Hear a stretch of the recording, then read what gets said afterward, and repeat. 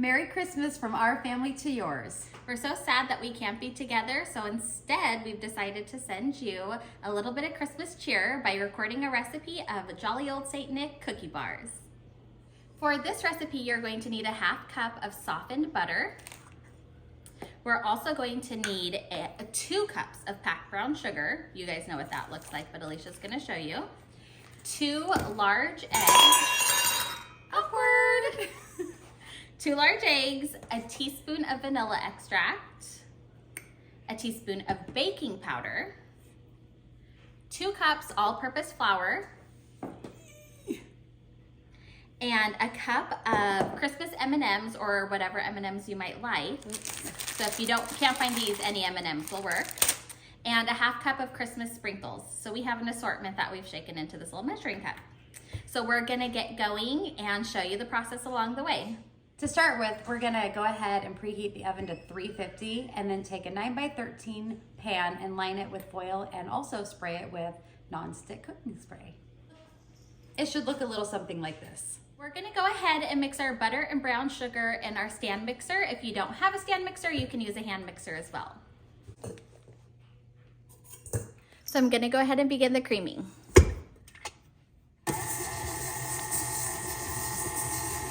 While this is mixing, I'm going to add my 2 eggs and a teaspoon of vanilla extract. In this bowl, I have a half teaspoon of salt and a teaspoon of baking powder. I'm going to go ahead and add it in. And mix.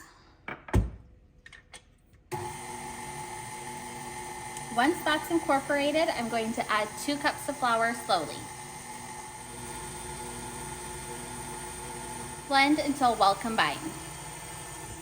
So once you have all the ingredients mixed, you're going to add in the pretty parts. We're gonna mix in a cup or half cup of sprinkles and a cup of M&Ms in Christmas colors. You can do this with your stand mixer or you can hand stir them in if you'd like. Whoops, daisies. There's a little bit of everything in this one. And I'm just gonna add these for good measure.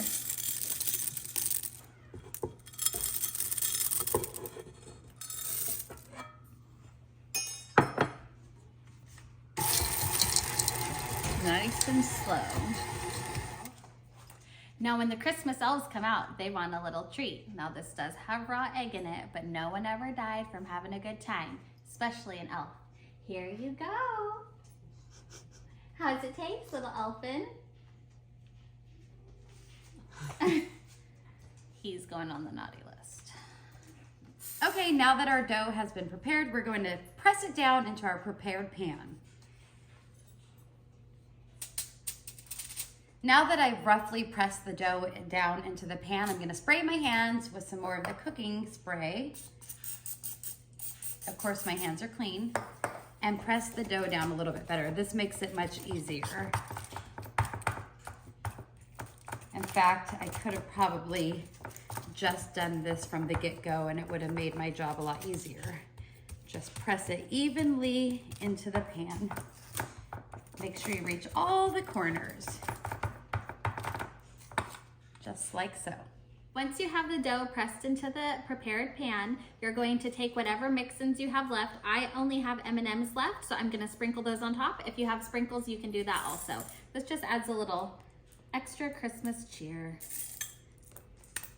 Just like so. We're gonna go ahead and pop this in the oven and bake it for 22 to 25 minutes or until they're golden brown. It's best to leave them a little on the undercooked side because when you pull them out, they still do cook in the hot pan.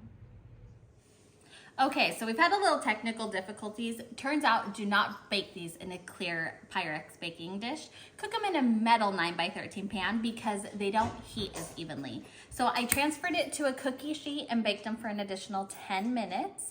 And now I'm gonna take them onto my cutting board and cut them into bars. I let these cool for about 30 minutes before cutting. So I'm just peeling away this tin foil. Back in the olden days. And here I go.